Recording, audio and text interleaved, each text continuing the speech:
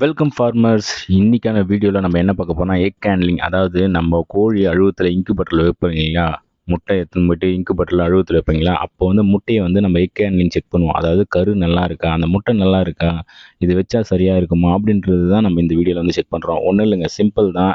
நம்ம வந்து முட்டை எல்லாத்தையுமே அடுக்கி லைனாக வச்சுக்கிட்டோம். அதில் மொபைலில் டார்ச் லைட் ஆன் பண்ணிவிட்டு அந்த முட்டையை வந்து அந்த லைட்டு மேலே வச்சு பார்க்குறோம். அப்படி வச்சு பார்க்கும்போது அதுக்கு மேலே இருக்கிற, அதாவது இந்த சின்ன திசு மாதிரி ஒன்று இருக்கும் பார்த்தீங்களா, ஒயிட் கலரில் ஒரு லேயர் இருக்கும் முட்டை ஓடுக்குள்ளே. அந்த ஓடு கிழிஞ்சிருக்கா, நல்லா இருக்கா, அதை தான் நம்ம இந்த இடத்துல வந்து செக் பண்ணுறோம். நீங்கள் நல்லா பாருங்கள், இந்த முட்டையில் நல்லாவே தெரியும்.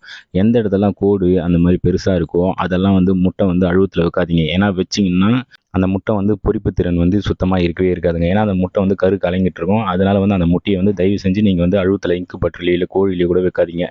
எல்லா முட்டையும் இந்த மாதிரி செக் பண்ணலாங்க. நீங்கள் இந்த மாதிரி வச்சு பார்க்கும்போது கிளியராக உங்களுக்கு தெரிஞ்சிடும் அந்த முட்டை நல்லா இருக்கா நல்லா இல்லையான்னு அக்யூரேட்டாக உங்களுக்கு தெரிஞ்சிடும்.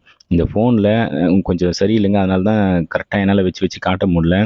ஒரு சில முட்டையெல்லாம் நல்லா பாருங்க, எந்த ஒரு கோடும் இல்லை. இந்த முட்டையெல்லாமா நம்ம வச்சோம்னா கண்டிப்பாக வந்து 100% நமக்கு ஹேட்சிங் ரிசல்ட் கிடச்சிருங்க. அந்த மாதிரி நீங்கள் வைக்க போகிற ஒவ்வொரு முட்டையும் நீங்கள் இந்த மாதிரி செக் பண்ணிவிட்டு வைங்க.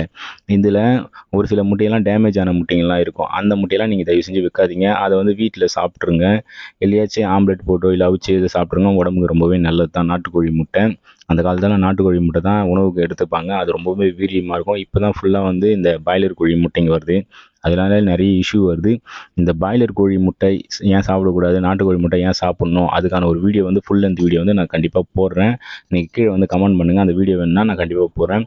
இப்போ ஒவ்வொரு முட்டையும் நான் எடுத்து எடுத்து செக் பண்ணிட்டு இருக்கேன். கிட்டத்தட்ட 50 முட்டை வாங்கிட்டு வந்தேன் நான் காசு கொடுத்து. ஒரு முட்டை 15 ரூபா, 20 ரூபா சொன்னாங்க. அப்புறம் பேசி 15 ரூபாய்க்கு வாங்கினேங்க.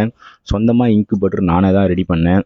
வெளியெல்லாம் போய் வாங்கினா ரொம்பவே காஸ்ட் அதிகமாக இருக்குங்க. அதனால் சொந்தமாக நானே ரெடி பண்ணிட்டேன். கிட்டத்தட்ட ஒரு 1500 ஆச்சு வச்சுங்களேன், நான் ரெடி பண்ண இன்குபேட்டர். அதனால் நானே செஞ்சுட்டேன். அதுக்கப்புறம் ஒரு 50 முட்டை வாங்கிட்டு வந்தேன்.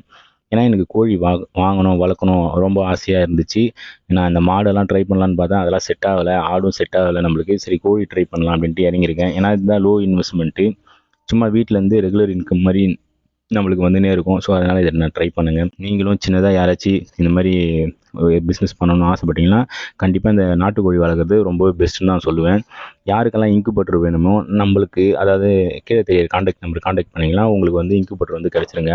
100% ஹேட்சிங் ரிசல்ட் இருக்கக்கூடிய இன்குபேட்டர் தாங்க. நானாக ஓனாக செஞ்சது. நான் செக் பண்ணிவிட்டு தான் 100% சொல்கிறேன்.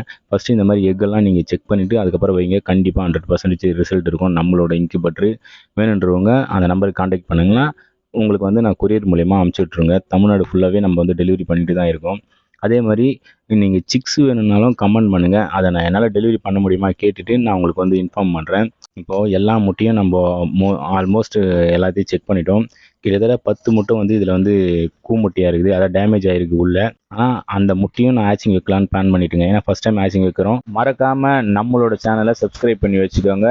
மோர் வீடியோஸ் வந்துகிட்டே இருக்குங்க உங்களுக்காக.